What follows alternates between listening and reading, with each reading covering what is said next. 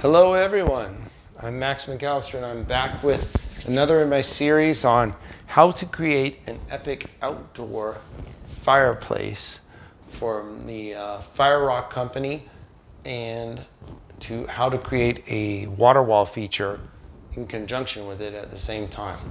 So what we've arrived at is a section where I've gone from sheer structural work and straight ahead stonework that the average person would engage in. And now we're going to do some beauty work and artwork that you're not going to really ever have access to if you were to hire a contractor, but yet you would have control over if you were to be involved in your own construction process. So what I want to show you is how we created our own stone arch.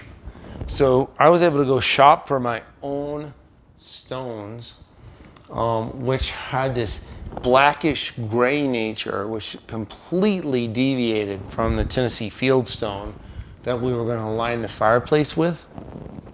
And then each year I compete in an epic mountain bike race called the Leadville Trail 100. And what I did without anyone noticing it is, while this just kind of looks like a beautiful scene of mountains, this is actually a super cool trick. This is the elevation profile precisely cut out of the race of the Leadville Trail 100 mountain bike race. So this is the in and out effect of 104 miles of racing in Colorado above 10,000 feet of elevation gain. So that's the elevation profile, but you have to watch as it evolves because it gets pretty cool from there. Here's a day where I cut myself with a stone saw on my wrist. By accident, I warned you there would be pain. All right, now, what I did with these was the same thing I told you about earlier. I used the Sikaflex heavy duty instant bonding construction grade adhesive. And so I mapped all the stones, I bored a hole into the structure, and then I put a short chunk of 5/8 rebar in there to each one, bored a short hole into the back of each stone, and then I stuck each stone to be sure that it would never be able to fall off of the structure and injure someone. All right, very important. You can kind of see. Now, what I had to do was extend the gap to the outer housing of my gas key. And soon to come is going to be one of the coolest gas keys you've ever seen in your life related to fireplace. Now, remember early on when I talked to you about how important it was for the fireplace structure where you chose your base plate to be. We really enjoy that we chose having this. We didn't chose, I'm sorry, it was a mistake that we did not delete the base plate from the FireRock fireplace. And we like this short course of stone with coarse jagged edges above the level. If you leave that base plate out, your mantle will be flush with your bench height. Okay, so it's an important consideration.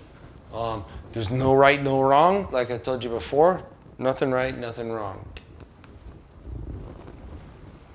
Now, what I did was I suddenly started realizing how cool and how beautiful this was going to be, and just how calm and beautiful that appearance was going to be. And so it appears kind of yogic to me, kind of Buddhist, and I kind of dig that. So here we are. Now the way you work with your stones is basically you pitch them around in the yard looking for one that will fit the next hole you want to fit. So then all you do that is you just keep throwing them off. So eventually you end up with a huge mess. Huge, beyond your imagination mess. All right? Total disaster. But what you're looking for is that next stone that's you're going to pick it up, it's going to fill that hole, right? Or one that you can beat with a hammer for a few seconds and you're going to chip a piece off and it's going to fill the gap.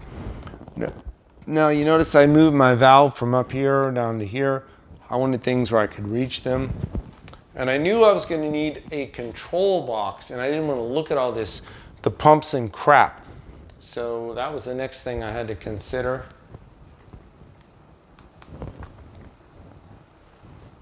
So we're starting to get the back pretty complete. And by the way, you'll notice this is just slime and goo and shit all over everything. That's going to go away, but it only happens at the very, very end, unfortunately. So here's some plumbing I got going. Plumbing. So now we went to the stone yard because we wanted to try and study the stones and figure out what would look good in the bottom of the thing. It's actually important that you kind of look at my hands. They don't even look real human. They look like they're made of wood. This is horrible. This is what this job will do to you. It'll shrivel your body into ruins. Now, I decided that Buddha would look cool in our backyard. So I found an American company that makes spectacular statues, spectacular statuary. And I contacted them, and turns out they have a beautiful Buddha. And they sent me a Buddha that was exactly right for my project. He's about 18 inches tall, about 12 inches wide. And so I have him kind of watching me as I work. And so Buddha's kind of chillaxing. Now, so finding the right depth for the studs was a problem. So I had to cut the studs because as you bore into the stones, you can't have it blow through and break the rock, right? So that's a problem.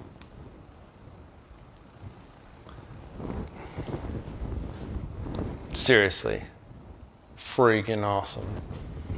Buddha has found a home. So he's totally chilling.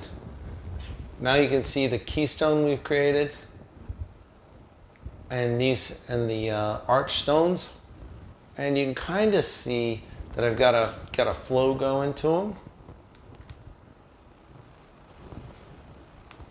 Here's a little look at what this might look like. So you see how the jagged stones let water flow out and make thousands and thousands of raindrops. So that's pretty cool. Kind of nailing that down. There's the arch, but I don't have the arch perfected yet. If you watch, you'll see I don't have this perfected yet.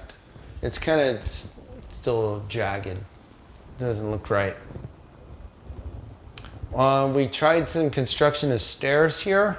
I still wasn't happy yet because this area wasn't the way I wanted it to be. So here's what happens when the stone wheel touches your hand. Before you know it, it'll just slice across a couple of your fingers, and then you just start bleeding. So now I've started working with lighting. So this took time. No one's going to take the time to do this right, except you. So you're going to have to take the time. So I did 100 iterations of lighting, where I placed lighting above, below, everywhere around Buddha, who knows what. Here's another shot to my shin. More blood pouring out. My fingertips are so cut that I have tape, bandages, and electrical tape and shit all over me, trying to keep blood from leaking out of me everywhere. So here's some cool fun stuff, because we're using Atlantic lighting again for this. and Atlantic lighting lets me create all kinds of moods for this stuff. So we're going to pause here on the water feature, and we'll come back and talk about the control box, and we'll be back in a minute. So I'm Max. Don't forget to like this video, and I'll be right back. Share with your friends, and don't forget to subscribe to my channel.